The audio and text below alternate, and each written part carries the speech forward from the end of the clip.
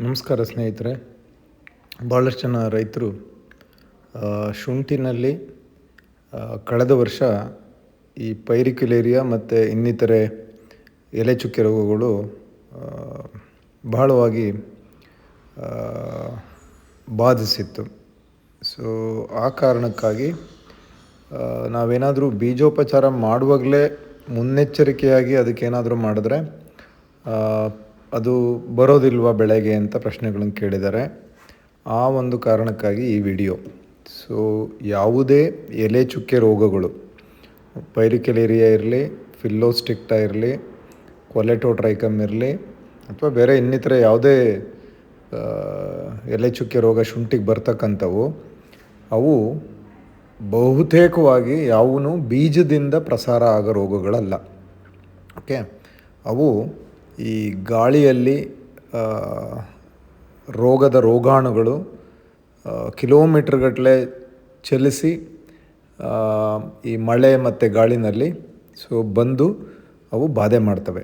So ಹಂಗಾಗಿ ನೀವು ಬೀಜೋಪಚಾರ ಮಾಡಿದ ತಕ್ಷಣವೇ ಯಾವುದು ನಮಗೆ ಎಲೆ ಚುಕ್ಕೆ ರೋಗ ಬರಬಾರ್ದು ಅಂತ ಅಂದ್ಕೊಳೋದು ಸರಿಯಲ್ಲ. ಇದು ವಾತಾವರಣದ ಮೇಲೆ ನಿರ್ಧಾರ ಆಗಿರುತ್ತೆ. ಆ ಕಾರಣಕ್ಕಾಗಿ ಅದಕ್ಕಿಂತಲೇ ಪ್ರತ್ಯೇಕವಾಗಿ ನೀವೇನು ಬೀಜೋಪಚಾರ ಮಾಡೋ ಅವಶ್ಯಕತೆ ಇಲ್ಲ. ಸೊ ನೀವೀಗೇನು ತುಂಬ ಜನ ಕಾರ್ಬನ್ ಡೈಸಿಮ್ ಮ್ಯಾಂಕೋಸೆಬ್ಬು ಅಥವಾ ಮೆಟ್ಲಾಕ್ಸಿಲ್ ಮ್ಯಾಂಕೋಸೆಬ್ಬು ಮತ್ತು ಜೊತೆಗೆ ಕ್ವಿನಾಲ್ಫಾಸು ಮತ್ತು ಈ ಬ್ರೋನೋಪಾರ್ಲು ಏನಿದೆಯಲ್ಲ, ಈ ರೆಗ್ಯುಲರ್ ಬೀಜೋಪಚಾರನೇ ಸಾಕು. ಅದ್ರ ಜೊತೆಗೆ ನೀವು ಮತ್ತೆ ಮಾಡೋ ಅವಶ್ಯಕತೆ ಇಲ್ಲ ಬೀಜೋಪಚಾರಗಳನ್ನು, ಬೇರೆ ಒಂದು ರಾಸಾಯನಿಕಗಳನ್ನು ಬಳಸಿ. ಸೊ ಆ ಕಾರಣಕ್ಕಾಗಿ ಇಲ್ಲಿ ನಾನು ಆ ವಿಚಾರನ ಹೇಳ್ತಾ ಇದ್ದೀನಿ. ಕೊಳೆ ರೋಗ ಇರಲಿ, ಎಲೆ ಚುಕ್ಕೆ ರೋಗ ಇರಲಿ, ನಾವು ಪ್ರಮುಖವಾಗಿ ಬೀಜೋಪಚಾರ ಮಾಡೋದು ಕೊಳೆ ರೋಗಗಳಿಗೆ ಮುನ್ನೆಚ್ಚರಿಕೆಯಾಗಿ ಮಾಡ್ತೀವಿ ಶುಂಠಿನಲ್ಲಿ. ಆದರೆ ಎಲೆ ಚುಕ್ಕೆ ರೋಗ ಬೀಜದಿಂದ ಪ್ರಸಾರ ಆಗಲ್ಲ. ಆ ಕಾರಣಕ್ಕಾಗಿ ನೀವು ಅದಕ್ಕೆ ನಿರ್ವಹಣಾ ಕ್ರಮವಾಗಿ ಬೀಜೋಪಚಾರ ಮಾಡಿ ನಮಗೆ ರೋಗ ಬರದೆ ಹೆಂಗೆ ನೋಡ್ಕೋತೀವಿ ಅಂತ ಅಂದ್ಕೊಳಕ್ಕಾಗಲ್ಲ. ಸೊ ಯಾಕೆಂದರೆ ಅದು ವಾತಾವರಣದಲ್ಲಿರುತ್ತೆ, ಬೇರೆ ಜಮೀನುಗಳಿಂದ ಬರ್ಬೋದು, ಬೇರೆ ಊರುಗಳಿಂದ ಬರ್ಬೋದು. ಅದರ ಕಣಗಳು 15-20 ಕಿಲೋಮೀಟ್ರು ಬರೋ ಸಾಧ್ಯತೆ ಇರುತ್ತೆ. ಸೊ ಹಂಗಾಗಿ ಅದ್ರ ಬಗ್ಗೆ ಹೆಚ್ಚಿಗೆ ತಲೆ ಕೆಡಿಸ್ಕೊಳೋದು ಬೇಡ. ಆ ರೋಗ ನಿರ್ವಹಣೆಗೆ ಏನೇನು ಮಾಡಬೇಕು ಬೆಳೆ ಹಾಕಿದ ಮೇಲೆ ಆಯಾ ಅವಧಿನಲ್ಲಿ ಅದನ್ನು ಮಾಡಿಕೊಂಡ್ರೆ ಸಾಕು.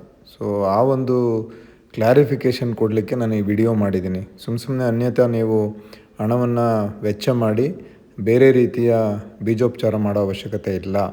ಬೀಜೋಪಚಾರ ಮಾಡುವಾಗ ಅದ್ರ ಜೊತೆಗೆ ಬೇರೆ ಏನೂ ಹಾಕೋಬೇಡಿ. ಈಗೇನು ನಾವು ಕನ್ವೆನ್ಷನಲ್ ಸಾಂಪ್ರದಾಯಿಕವಾಗಿ ಏನು ಹೇಳಿದ್ದೀವಿ ಅದನ್ನು ಮಾಡಿಕೊಂಡ್ರೆ ಸಾಕಾಗುತ್ತೆ. ಸೊ ಎಲ್ರಿಗೂ ಕೂಡ ಧನ್ಯವಾದ. ಅನುಮಾನ ಇದ್ದರೆ ಕೇಳ್ಬೋದು.